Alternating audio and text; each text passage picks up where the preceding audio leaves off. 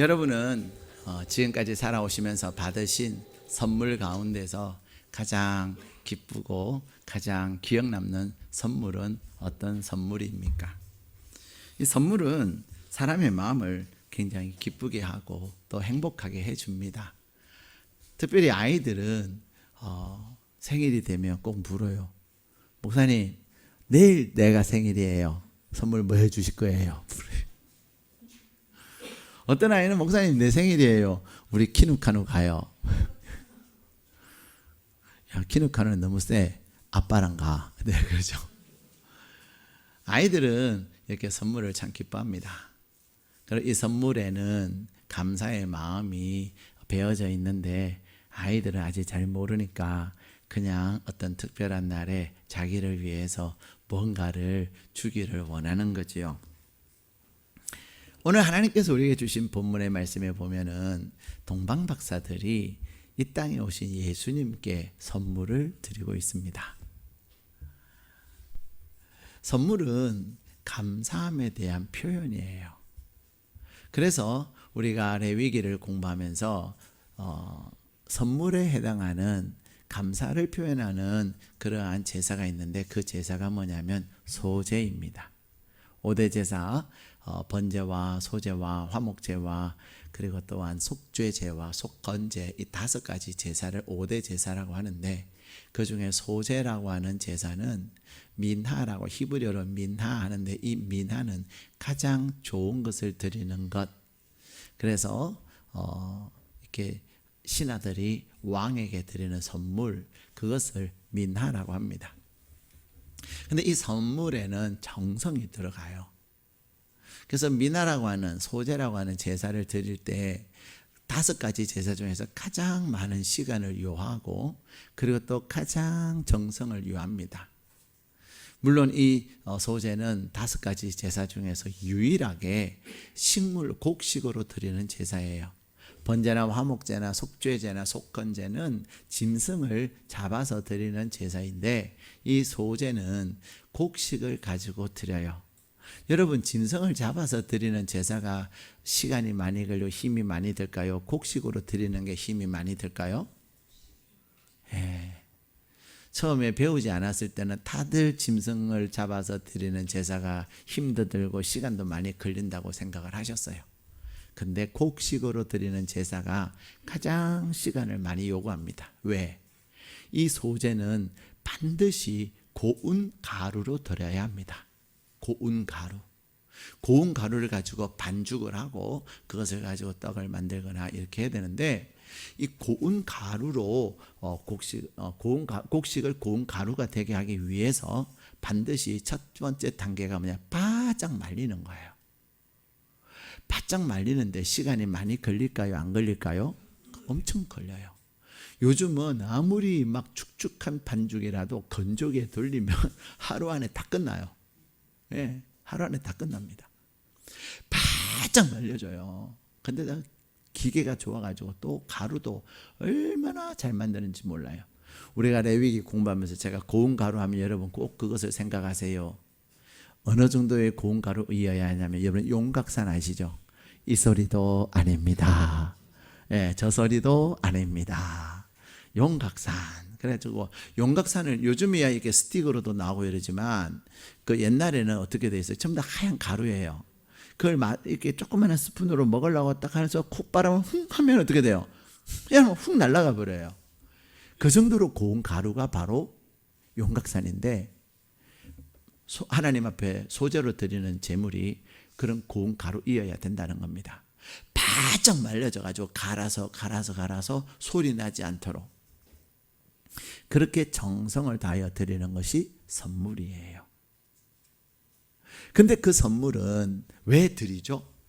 받은 은혜가 너무 크고 놀라워서, 받은 은혜가 너무 감사해서, 내가 받은 은혜가 감사하면 감사할수록 더 정성이 들어가는 거예요. 오늘 하나님께서 우리에게 주신 본문의 말씀에 보면 이 예수님이 탄생하셨는데 동방의 박사들이 예수님께 경배하기 위해서 선물을 준비해서 옵니다. 자, 이 동방의 박사들은 무엇을 하는 사람들이었냐면 하늘의 별을 연구하는 사람들이었습니다. 하늘의 별을 연구하면서 이미 그들은 페르시아에 살고 있는 박사들이었는데, 페르시아는 그 전의 나라는 어떤 나라였습니까? 바벨론이었습니다. 그리고 이 바벨론은 어떤 나라였냐면 남유다를 점령하고 남유다를 완전히 정복한 나라였습니다. 그래서 많은 남유다에 있는 이스라엘 유대인들이 바벨론으로 포로로 잡혀갔지요. 포로로 잡혀갔지만 그들에게는 꿈이 있었습니다. 그 꿈은 무엇이냐면 반드시 하나님께서 그들에게 메시아를 보내셔서 그들을 구원하실 것에 대한 꿈이 있었습니다. 그 꿈의 시작은 민수기에서 시작을 하는데, 민수기의 말씀에 보면은 무엇을 말씀하고 계시냐면 그 발람이 발락에게 민수기 24장 17절의 말씀에 보면은 발람 선지자에게 이 발락이 저 유대인들 이스라엘 백성 좀 저주해서 저 민족이 망하게 하라고 그렇게 저주를 요구합니다. 근데 이 발람 선지자는 다 저주하려고 하는데 저주가 안 되고 축복만 나오는 거예요. 왜냐하면 하나님께서 이스라엘 백성들, 하나님의 백성을 축복하시기 때문에 그래요. 그런데 그가 이 발람 선지자의 발락 왕에게 해주는 말 중에서 민수기 24장 17절에 보면 내가 그를 보아도 이때 일이 아니며 내가 그를 바라봐도 가까운 일이 아니로다. 한 별이 야곱에게서 나오며 한 홀이 이스라엘에게서 일어나느니라 라고 말씀하고 계십니다. 다시 말하면 이스라엘 백성들 가운데서 메시아가 날 것을 하나님께서 발람 선지자를 통해서 약속하신 거예요. 이 약속을 이스라엘 백성들은 늘 기억하고 있습니다. 그래서 이스라엘 백성들, 유대인들은 그들에게 메시아가 올 것을 기다리고 있는 거예요. 지금도 이스라엘의 유대인들은 메시아를 기다리고 있습니까? 안 있습니까? 기다리고 있어요. 이미 메시아가 오셨는데도 불구하고 그들은 그들의 생각과는 우리의 메시아는 저 마국간에서 태어나지 않아, 우리의 메시아는 저렇게 십자가에서 비참하게 죽지 않아, 그러면서 그들은 그들의 메시아를 기다리고 있는 거예요. 그러나 이미 메시아는 다시 오셨어요. 그런데 이 동방의 박사들은 그 메시아가 태어난 그날 그들이 연구하는 하늘의 별들 가운데 특별한 별을 보게 된 겁니다. 그들이 그 별을 보는 순간 저 별이다, 저 별은 메시아의 별이다, 그런 확신을 가지고 그들은 이제 그 메시아를 만나고 그 메시아에게 경배하기 위해서 먼 기약 없는 여행을 떠나는 것입니다. 그런데 자, 그들이 메시아 별이라는 확신을 가지고, 왜요? 이미 바벨론의 포로로 잡혀왔고 페르시아에 거주하던 많은 이스라엘 백성들이 메시아 이야기를 했기 때문이에요. 메시아 이야기를 듣고서는 이 동방의 박사들도 분명히 메시아가 올 것을 확신하고 기다리고 있었던 거죠. 근데 그날 그 별을 보는 순간 저 별이다. 그런 노래 이제 저 별은 나의 별, 저 별은 너의 별, 저 별은 내 별도 아니고 너의 별도 아니고 메시아 별인 거죠. 그래서 그들은 이미 준비한 선물을 가지고 이제 메시아를 만나러 가는 것입니다. 사랑하는 여러분, 근데 이 동방의 박사들은 그들이 메시아를 만나러 가면서 무엇을 준비했습니까? 그들은 황금과 유향과 모략이라고 하는 선물을 준비했습니다. 오늘 11절 말씀 같이 읽겠습니다. 시작. 집에 들어가 아기와 그의 어머니 마리아가 함께 있는 것을 보고 엎드려 아기께 경배하고 보배합을 열어 황금과 유향과 모략을 예물로 드리니라. 아멘.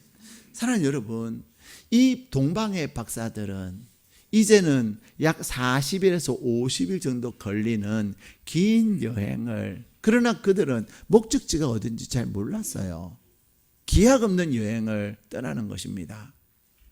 그러기 위해서는 그들이 매일 별을 연구해야 되는 그 연구를 더 이상 하지 못하게 되는 거잖아요. 그럼에도 불구하고 이 박사들은 그 연구를 스탑하고 그 별을 따라서 가려고 했던 이유가 무엇입니까? 저 별은 우리의 연구의 총체적인 별이다. 저 별은 이 땅에 오실 메시아의 별이다. 저 별에 대한 가치와 중요성을 그들은 확신했기 때문에 연구에 대한, 앞으로 계속 연구에 대한 별을 내려놓고 그들은 떠나게 된 것입니다. 그들의 소중한 시간을 내려놓고 그들은 이제는 별의 여행을 떠난 거죠. 뿐만 아니라 그들이 가는 여행에는 많은 위험이 도사리고 있습니다. 페르시아에서 예루살렘으로 가는 여정. 그러나 그들은 예루살렘은 잘은 모르지만 그래도 유대인들이 하는 얘기를 들어보니 메시아는 예루살렘에서, 이스라엘에서, 가나안에서 태어나실 것에 대한 막연한 기대가 있지 않았겠습니까? 근데 페르시아에서, 지금으로 말하면 이라크에서 이스라엘까지 가는 그 길에는 사막도 있고요, 또 도둑떼들도 있고 맹수도 있고 여러 어려움과 위험이 도사리고 있는데도 불구하고 그들은 메시아의 별을 바라보고 그것을 마다하지 않았던 것입니다. 뿐만 아니라 그들은 정성을 다하여 선물을 준비했습니다. 자, 이 선물은 별을 보는 순간 준비했을까요? 아닙니다. 그들은 별을 연구하면서 메시아의 별이 분명히 있을 것이라고 하는 유대인들의 그 말을 듣고 우리가 그 메시아의 별을 만나면 찾아가서 선물을 드리리라. 미리 그 선물을 무엇을 준비할까 고민하면서 준비한 것입니다. 여러분, 선물에는 많은 희생이 따릅니다. 선물에는 정성이 따릅니다. 선물에는 수고도 따릅니다. 그러나 그 선물을 준비하는 사람은 짜증날까요? 귀찮을까요? 아까워할까요? 아닙니다. 선물을 준비하는 사람의 마음은 기쁨이 있습니다. 선물을 준비하는 사람의 마음에는 설레임이 있습니다. 왜요? 그 선물을 받을 자가 누구인가를 알기 때문에 그런 거예요. 그 선물을 받을 자가 누구인가를 아는 사람은 그 받을 자에 합당한 선물을 준비하는 거예요. 때로는 도대체 내가 뭔데 나한테 이런 선물을 주냐? 기분 나쁠 때도 있어요. 절대로 내색은 안 하죠. 야, 참 나를 이 정도로 보는구나. 여러분, 그런 때 없습니까? 근데 어떤 때는 야, 정말로 자신의 최선을 다하는구나. 자기도 쓰지 않으면서 나에게는 이런 선물을 하는구나. 그럴 때 얼마나 감사가 돼요. 그리고 무엇을 해줄까? 어떻게 해줄까? 그런 고민하지 않습니까? 선물은 그런 거예요.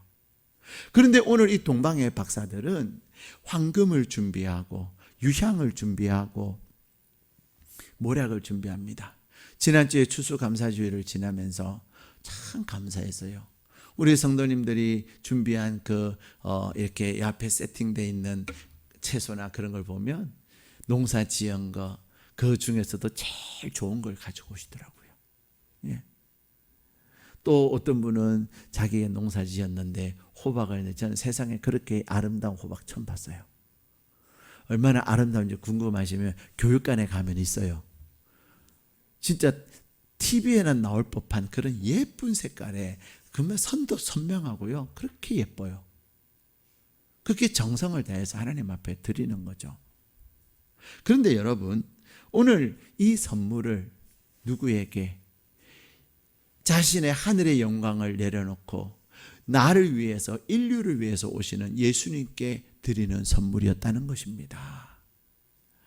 메시아는 하나님이신 예수님께서 하늘의 보좌를 내려놓고 우리를, 저와 여러분을 구원하시기 위해서 이 땅에 친히 오신 그것에 대한 감사인 거예요. 이 동방의 박사들을 준비한 황금은 예수님이 왕이심을 의미하고 있고요. 또한 그들이 준비한 유향은 아름다운 향기를 의미하는데 제사장의 직분을 상징하고 있고요. 또한 모략은 죽음을 의미하는데, 희생을 의미하는데, 하나님이신 예수님이 우리를 위해서 희생하기 위해서 이 땅에 오심을 상징적으로 보여주고 있는 거예요. 얼마나 정성을 다해서 얼마나 기도하며 준비했으면 예수님을 상징하고 있는 황금과 유향과 모략을 준비했겠느냐 이 말입니다. 예수님을 왕으로 인정하고 예수님을 이 땅의 메시아로 인정하고 그의 합당한 선물을 준비한 이 동방의 박사들, 그리고 그것을 드리기 위해서 시간을 드리고 위험을 감수하고 그들은 주님 앞에 왔던 것입니다. 예수님의 탄생에는 몇 사람들이 있습니다. 특별히 제사장과 율법학자들은 예수님이 유대 베들레헴 땅에 태어날 것을 알면서도, 예수님이 태어나셨다는 소식을 듣고서도 그들은 예수님을 찾으려 하지 않았어요. 예수님에게 관심이 없는 거죠. 메시아에게 관심이 없는 거예요. 단지 자기들이 알고 있는 지식으로 신앙생활을 하고 있는 것입니다. 오늘날 많은 그리스도인들이 예수는 믿고 예수님에 대해서는 알고는 있으나 그 주님을 만나려고 하지 아니하고 그 주님에 대한 사모함이 없다면 우리는 제사장이나 율법학자들과 다를 바가 하나도 없을 거예요. 뿐만 아니라 헤롯 왕은 어떻습니까? 헤롯 왕은 잔인하고 강교한 사람이었고 정치적 목적과 자기의 정력을 위해서 심지어는 9번이나 결혼한 사람이었습니다. 자기 아내와 동생까지 죽인 그러한 사람이었습니다. 그는 예수님도 죽이려고 했습니다. 왜요? 자기 정권을 유지하기 위해서. 우리가 신앙생활하면서 내가 가지고 있는 어떤 지위나 나이가 가지고 있는 어떤 것들을 유지하고 이것을 더 하나님께 많이 받기 위해서 우리는 신앙생활할 수도 있습니다. 그러나 오늘 하나님이 기뻐하시고 하나님이 찾으시는 진정한 예배자는 누구입니까? 주님께 받은 그 은혜, 내 너를 위하여 내 몸 드렸고, 근데 내 너를 위하여 내 몸을 주었구만 넌 나를 위하여 부어주냐냐.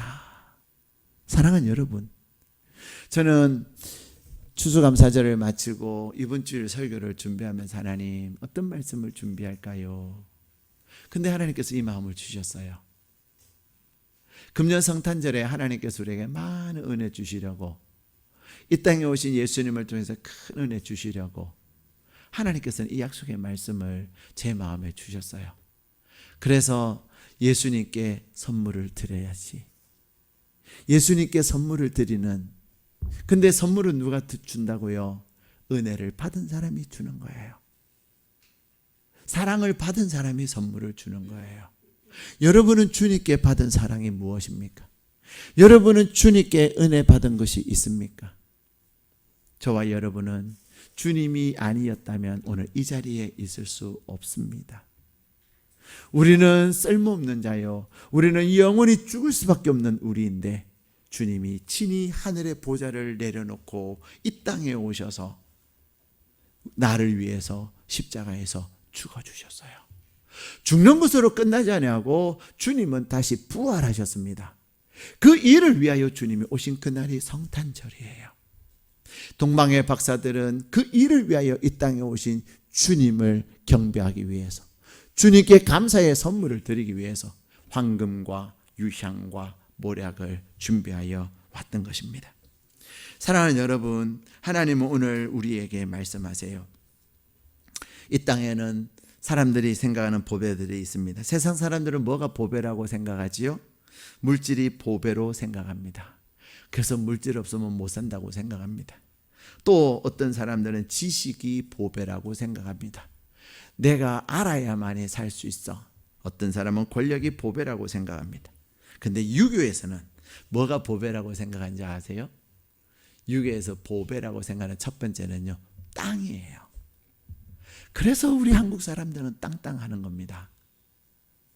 우리 한국 사람들에게는 막 뼛속까지 유교 정신이 배어 있거든요. 그래서 어떻게든 땅을 살라고 몸부림을 치는 거예요. 땅은 절대로 배신하지 않는다 하면서. 두 번째 보배로 여기는 게 뭐냐면요, 사람이에요. 인민이에요. 백성이에요. 그래서 어진 왕은 백성을 잘 다스린다, 그런 얘기를 하는 거죠. 세 번째 보배는요, 정사예요. 정치하는 거예요. 그러나 우리 기독교의 보배는 무엇입니까? 황금과 유향과 모략이 보배입니다. 이 황금은 우리의 변하지 않는 믿음이요, 유향은 하나님 앞에 올려드리는 기도요, 우리의 헌신일 뿐만 아니라, 모략은 우리 주님이 나를 위해서 몸 버리신 그 희생이 바로 우리의 모략인 것입니다. 우리 주님은 친히 우리를 위해서 이 땅에 오셔서 그 놀라운 일들을 행하신 것입니다.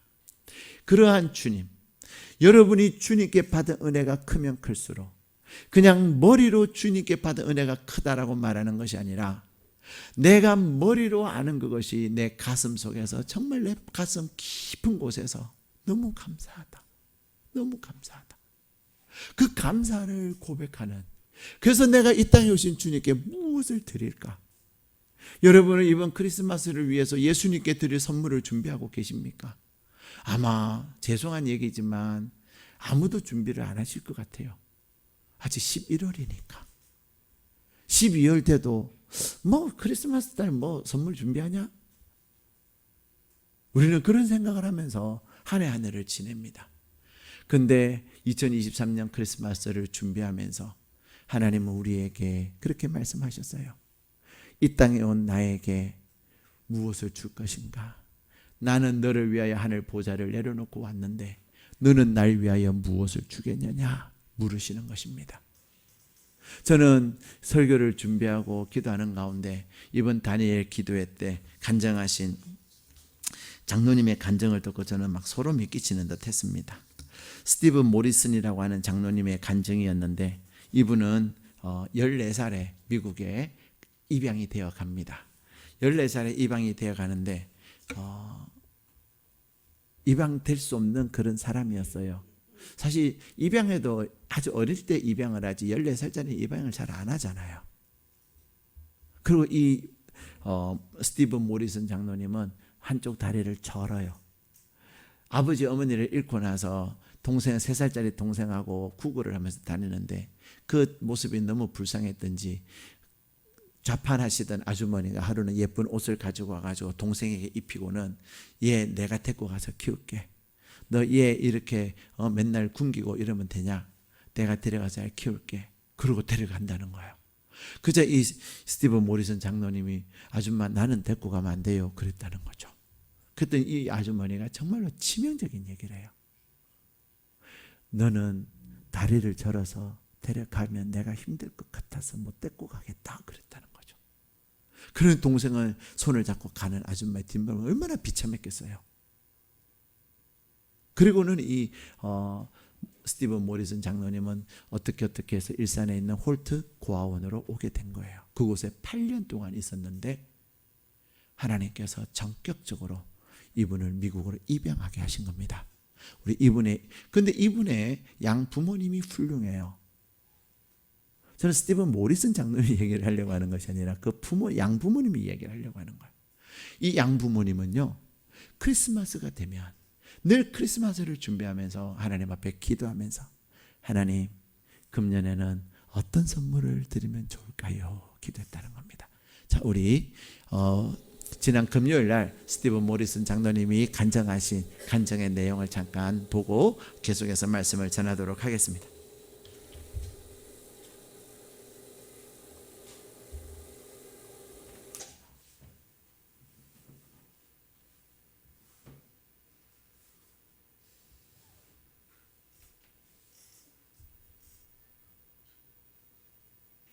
저는 고아원에서 8년 살다가 14살 때 미국으로 입양을 갔습니다.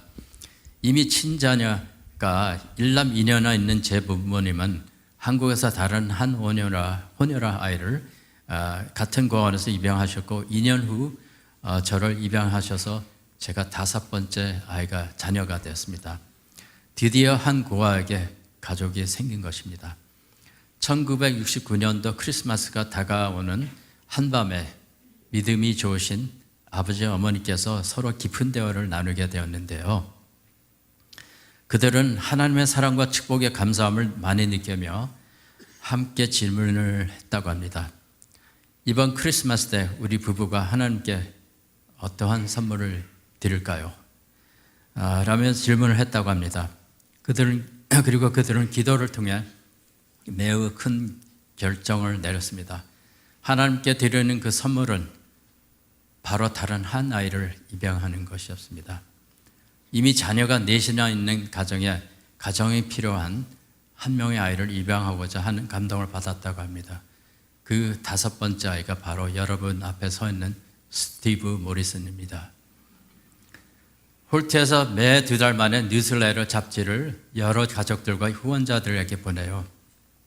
그 뉴스레터 안에는 가정이 필요한 아이들, Children Who Need Home 해서 이렇게 그 란이 올라오는데 수십 명의 구아들의 사진과 짧은 정보가 실려 있습니다. 그 아이들 사이에 제 사진이 실려 있었어요. 아버지와 어머니는 입양에 대한 마음을 대해서 이제 합심해서 결정했지만 그 뉴스레터를 보고 어떤 아이를 선택해야 하는지에 갈등이 있었고 서로 의견이 달랐습니다. 그러나 아버지는 저의 사진을 보시자마자 다른 아이들의 사진이 아버지의 눈에 들어오지 않았다고 합니다. 제 사진에만 꼭 눈이 찍혀져 있어서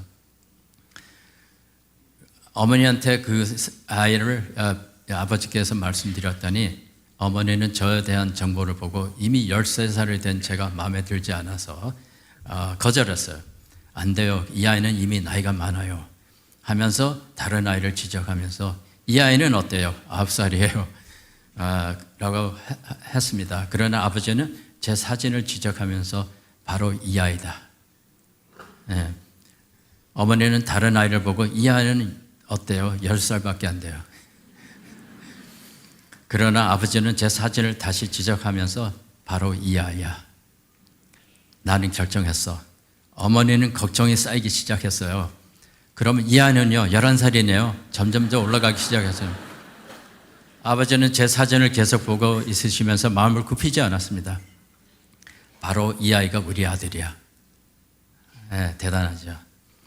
아버지가 설득이 되지 않자 어머니는 근심이 쌓인 상태로 2년 전에 같은 공원에서 입양된 제임스에게 달아가서 물어봤어요.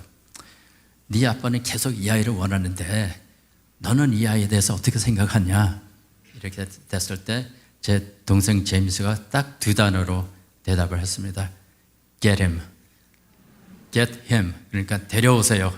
이런 뜻인데 정말 저는 감사하게도 같은 공원에서 살았던 제임스는 저를 계속 기억하고 있었습니다. 어머니는 할 수 없이 포기하셨어요. 제가 미국에 도착할 때는 14살이 되었습니다. 놀라운 사실은 아버지는 어머니에게 늘 양보하는 아주 신사적인 남편인데 이상하게 의외로 그날 저녁 때 저를 놓고 확고하게 양보하지 않으셨습니다. 네, 저는 확실히 믿습니다. 그날 저녁 하나님께서 아버지의 마음에 바로 이 아이가 너의 아들이다 라는 것을 정말 확신을 심어주셨다고 믿습니다. 먼 태평양을 건너 한 아버지로부터 그날 저녁에 제가 선택을 받게 되었습니다. 그들에게는 저를 아들로 삼는 그 자체가 하나님께 드리는 선물이 되었습니다. 참으로 감사한 것은 그 선물인 제가 오늘날 여러분 앞에서 하나님의 은혜를 나누며 영광을 돌릴 수 있다는 사실에 감사하지 않을 수가 없습니다. 네.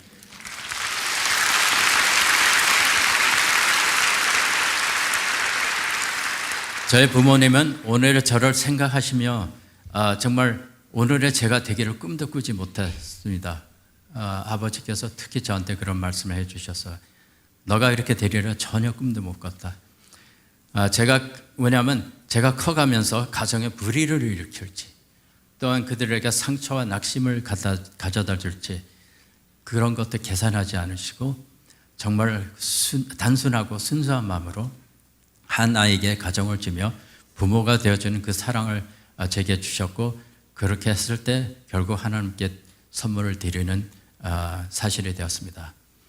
이제 가을이 지나가고 곧 있으면 크리스마스 또 땡스기빙 추수감사절 크리스마스가 다가옵니다. 저는 여러분에게 물어보고 싶습니다. 여러분이 이번 크리스마스 때 하나님께 어떤 선물을 드리시기를 원하십니까?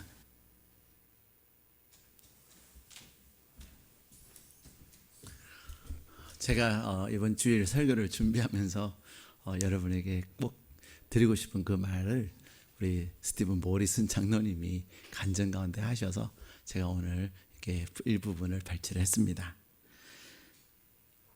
하나님께서 이 스티븐 모리슨 장로님을 그 양부모님을 통해서 그 집에 입양하게 하시고, 그리고 그 아이를 듀크 대학에 들어가게 하시고, 그리고 졸업 후에 미국 우주항공연구소 수석 연구원으로 43년을 재직하게 하셨습니다. 그분의 가장 큰 연구는 GPS, 여러분 내비게이션 쓰는 거 아시죠? 인류에 어마어마한 공헌을 한 소위 아줌마를 있게 한 겁니다. 아줌마는 뭐냐? 내비 아줌마. 정말로 대단한 큰 일을, 물론 혼자 한 거나 여러 사람이 합심해서 했지만은 그 일원으로 또 수석 연구원으로 그 일을 하게 하셨고, 무엇보다도 가정을 세우는 그 일들을 위해서 정말로 열심히 살고 있습니다. 사랑하는 여러분, 여러분은 이 양부모님은 하나님께 받은 그 은혜가 감사해서 이번 크리스마스에는 무엇을 하나님께 드릴까 기도하는 가운데 그 해에는 이 스티븐 모리슨을 선물로 받고 싶어 하셨던 것이죠. 2023년 성탄절에는 하나님께서 저와 여러분이 하나님의 은혜가 너무 감사하다고 생각을 하고, 하나님께 받은 은혜가 너무나도 크다고 생각이 드시는 분들은 하나님 앞에, 하나님 내가 무엇을 드릴까요? 내가 지금 나의 나됨도 하나님의 은혜요, 내가 지금 살아있는 것도 하나님의 은혜요, 내가 누리는 것도 하나님의 은혜인데 이 모든 것을 주신 주님 앞에 내가 무엇을 드릴까요? 여러분이 기도를 하신다면 주님은 내가 한 영혼을 선물로 받고 싶다라고 말씀하실 것입니다. 주님이 이 땅에 오시면 한 영혼을 살리기 위해서, 나 같은 자를 살리기 위해서 오셨듯이, 그래서 주님은 내가 선물을 뭘로 드릴까요? 묻는다면 나는 다른 것 다 있어, 그러나 나를 모르는 영혼은 나에게 없단다. 그 영혼을 나에게 꼭 다오 라고 주님이 말씀하시고, 여러분이 그 영혼을 위하여 하나님 앞에 기도할 때 스티븐 모리슨 양부모님의 마음에 이 아이입니다. 14살이라고 하는 입양되기에는 진짜 가능성이 거의 없는 나이, 거기다가 입양을 하면 신체 건강한 아이를 하죠. 근데 다리를 저는 아이, 그러한 환경적으로 상황적으로 열악하지만 하나님은 그를 택하신 거예요. 여러분이 하나님 앞에 내가 이번 크리스마스 때 나를 위해서 오신 주님께 어떤 선물을 드릴까요? 누구를 드릴까요? 하나님 앞에 가득히 감사함으로 기도한다면 성령께서 스티븐 모리슨 양부모님의 마음을 감동시키셨듯이 여러분에게도 감동을 주시며 내가 그를 받기를 원한다고 말씀하실 것이라고 저는 믿습니다.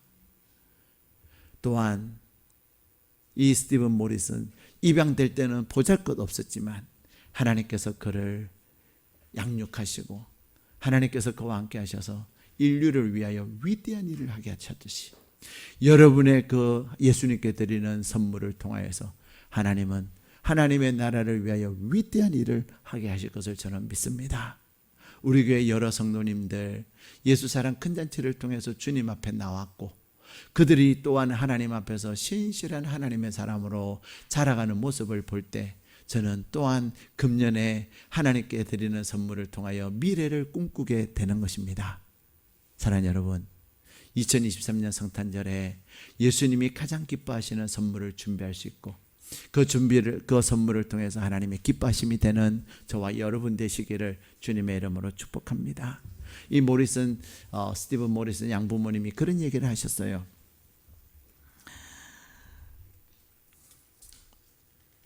긴 세월을 함께하니 우리가 너를 통해서 훨씬 더 많은 복을 받은 것 같다. 사랑하는 여러분, 내가 하나님께 받은 은혜 셀 수 없는데 어떻게 그것을 갚겠습니까?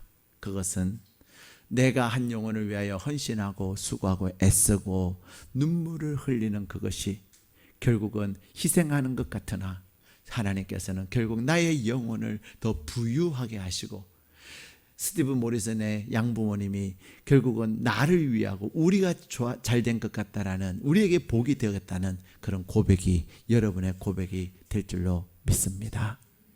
사랑하는 여러분, 성탄절에 주님 앞에 빈손으로 오지 마십시오. 성탄 헌금 봉투 들고 오시는 그것으로 만족하지 마십시오.